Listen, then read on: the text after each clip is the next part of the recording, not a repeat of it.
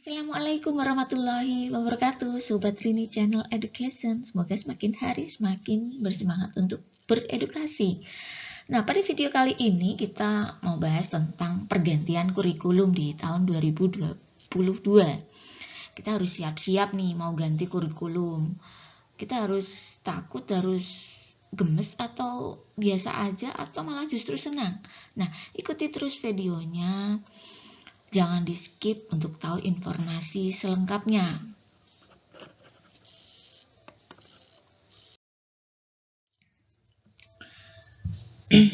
Seperti disampaikan Mas Menteri dalam perayaan Hari Guru Nasional, mulai tahun depan Kemendikbudristek akan menawarkan kurikulum yang lebih fleksibel.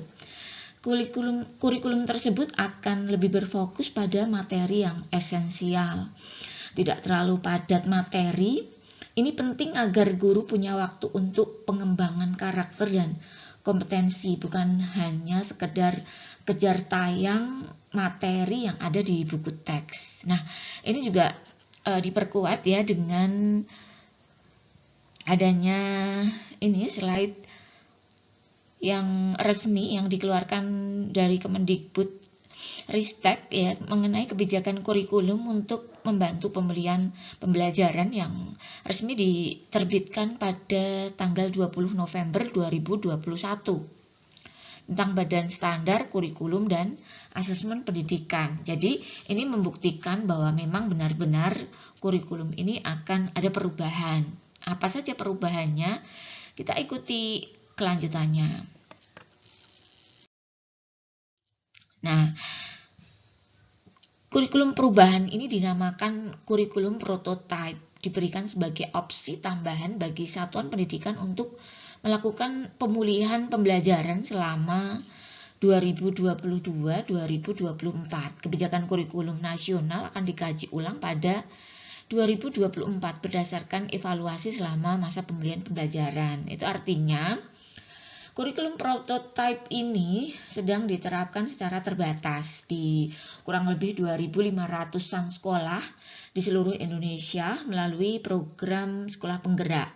Yang mungkin belum banyak diketahui publik adalah bahwa sekolah-sekolah peserta program ini mencerminkan keragaman yang ada di sistem pendidikan kita.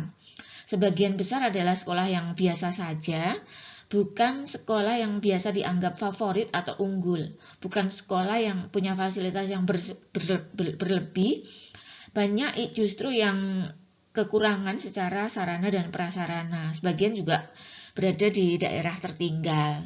Nah, ini dikutip dari wawancara di CNN ya kemarin.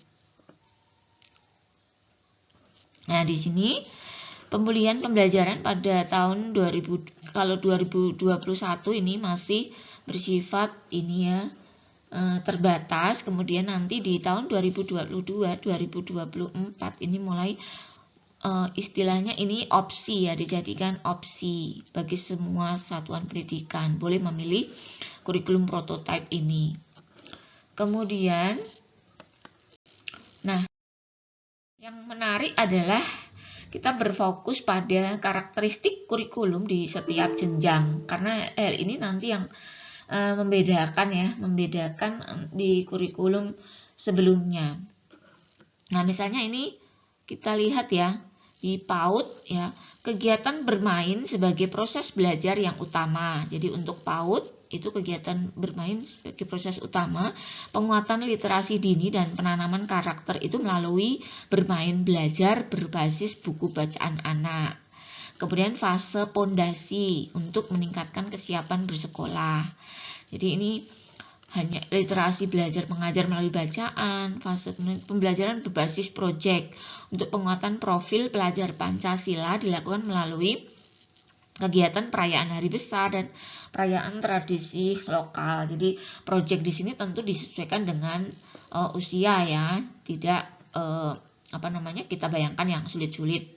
Kemudian untuk jenjang SD, penguatan kompetensi yang mendasar dan pemahaman holistik untuk memahami lingkungan sekitar. Mata pelajaran IPA dan IPS digabung ya sebagai mata pelajaran ilmu pengetahuan alam dan sosial. disingkat IPAS. Jadi ini salah satu bentuk perubahan juga ya. Jadi ada penggabungan antara IPA dan IPS, dinamai dengan nama pelajaran baru yaitu IPAS. Kemudian ada integrasi computational thinking dalam mata pelajaran bahasa Indonesia, matematika, dan IPAS. Jadi ada integrasi nanti semacam kolaboratif ya. Kemudian bahasa Inggris sebagai mata pelajaran pilihan. Pembelajaran berbasis proyek untuk penguatan profil pelajar Pancasila dilakukan minimal 2 kali dalam 1 tahun ajaran. Kemudian untuk jenjang SMP penyesuaian dengan perkembangan teknologi digital, maka pelajaran informatika menjadi mata pelajaran wajib. Jadi kalau di kurikulum 2013 itu pelajaran TIK dihilangkan, kalau ini dimunculkan kembali dengan nama mata pelajaran informatika. Kemudian panduan untuk guru informatika disiapkan untuk membantu guru-guru pemula sehingga guru mata pelajaran tidak harus berlatar belakang pendidikan informatika. Nah, pembelajaran berbasis proyek untuk penguatan profil pelajar Pancasila dilakukan minimal 3 kali dalam 1 tahun ajaran. Jadi masing-masing jenjang ini harus ada pembelajaran berbasis proyek. Ya, ini ya. Untuk SD 2 kali, SMP 3 kali dalam 1 tahun. Jadi ini tidak dinilai jam per minggu, tetapi ditarget dalam 1 tahun ajaran. Kemudian untuk SMA, program peminatan atau penjurusan tidak diberlakukan. Di kelas 10, pelajar menyiapkan diri untuk menentukan pilihan mata pelajaran di kelas 11. Maka pelajaran yang dipelajari serupa dengan di SMP. Di kelas 11 dan 12, pelajar mengikuti mata pelajaran dari kelompok mapel wajib dan memilih mata pelajaran dari kelompok MIPA, IPS, bahasa, dan keterampilan vokasi sesuai minat, bakat, dan aspirasinya. Jadi di sini tidak ada peminatan, istilahnya menentukan apa namanya, ini ya, program peminatan atau penjurusan itu sudah tidak diberlakukan, melainkan pelajar menyiapkan diri untuk menentukan pilihan mata pelajaran di kelas 11. Kemudian pembelajaran berbasis proyek untuk penguatan profil pelajar Pancasila dilakukan 3 kali dalam 1 tahun ajaran, dan pelajar menulis IC ilmiah sebagai syarat kelulusan. Jadi ini yang berbeda ya. Jadi nanti mau tidak mau ya, kegiatan literasi ini harus dilakukan oleh murid karena syarat kelulusan adalah berupa penulisan IC ilmiah sebagai syarat kelulusan. Kemudian untuk jenjang SMK, dunia kerja dapat terlibat dalam pengembangan pembelajaran. Dan bahkan harus ya, karena harus ada pengawinan antara kurikulum dengan dunia kerja. Kemudian struktur lebih sederhana dengan 2 kelompok mata pelajaran, yaitu umum dan kejuruan. Jadi besok hanya terbagi menjadi umum dan kejuruan. Prosentasenya adalah kelompok kejuruan meningkat dari 60% ke 70%.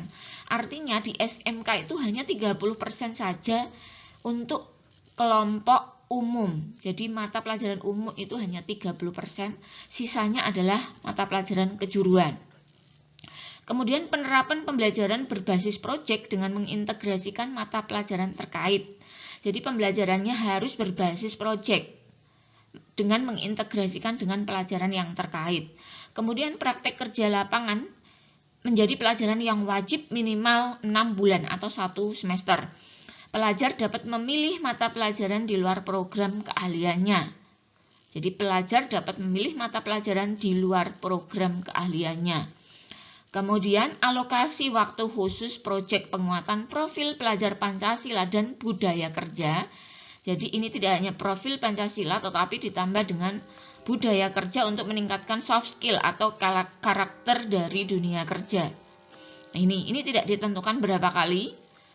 Karena mungkin ini sudah menyatu ya kalau di SMK ini, karena pembelajarnya sudah berbasis proyek, maka ini tidak ditentukan berapa kali, tetapi melainkan memang dalam pembelajarannya di SMK harus berbasis proyek. Kemudian, nah ini yang berbeda ya, ada istilahnya itu ya yang berpihak pada kaum minoritas ya. terutama juga kaum disabilitas ya. Ini capaian pembelajaran pendidikan khusus dibuat hanya untuk yang memiliki hambatan intelektual. Untuk pelajaran di SLB yang tidak memiliki hambatan intelektual, capaian pembelajarannya sama dengan sekolah reguler dengan menerapkan prinsip modifikasi kurikulum. Sama dengan pelajar di sekolah reguler, pelajar di SLB juga menerapkan pembelajaran berbasis proyek untuk menguatkan pelajar Pancasila dengan mengusung tema yang sama dengan sekolah reguler, dengan kedalaman materi dan aktivitas sesuai dengan karakteristik dan kebutuhan pelajar di SLB. Nah, demikian saya kira sudah jelas ya perbedaannya. Jadi perubahannya tadi ya.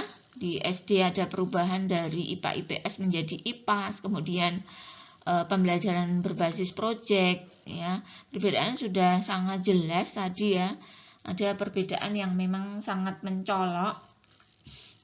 Dan yang selanjutnya yang saya rangkum dari berbagai sumber itu dulu istilahnya itu daftar pencapaian, seperti misalnya kompetensi inti, kompetensi dasar itu mungkin besok sudah tidak dikenal lagi, tetapi dirubah menjadi capaian pembelajaran ya, capaian pembelajaran yang menyangkut sikap, pengetahuan dan keterampilan yang dirangkum secara utuh ya.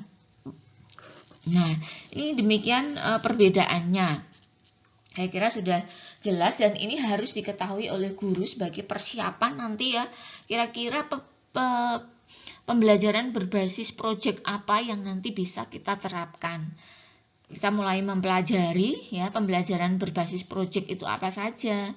Ya, kalau misalnya seperti saya ini mapel produktif ya, berarti mau tidak mau memang harus proyek.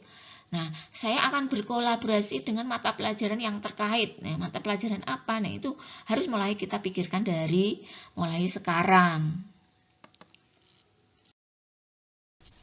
Nah, demikian tadi perubahan-perubahan yang terjadi terkait dengan perubahan kurikulum paradigma baru, yaitu kurikulum prototype. Ya, tidak seharusnya kita anti ya terhadap perubahan, karena memang kenyataannya itu zaman sudah berubah dan kita insan pembelajar harus mau tidak mau menyesuaikan diri agar peserta didik kita juga mampu bersiap-siap untuk bersaing kuat ya, sesuai dengan zamannya. Mari kita mengembangkan pembelajaran yang merdeka belajar yang berpihak pada murid. Nah, sekian. Terima kasih sudah mengikuti video-video dari kami. Jangan lupa subscribe untuk mendukung channel kami agar kami semakin bersemangat untuk memproduksi video-video baru. Jangan lupa subscribe bagi yang belum subscribe dan jangan lupa share link ini ke teman-teman tersayang Anda. Terima kasih. Assalamualaikum warahmatullahi wabarakatuh.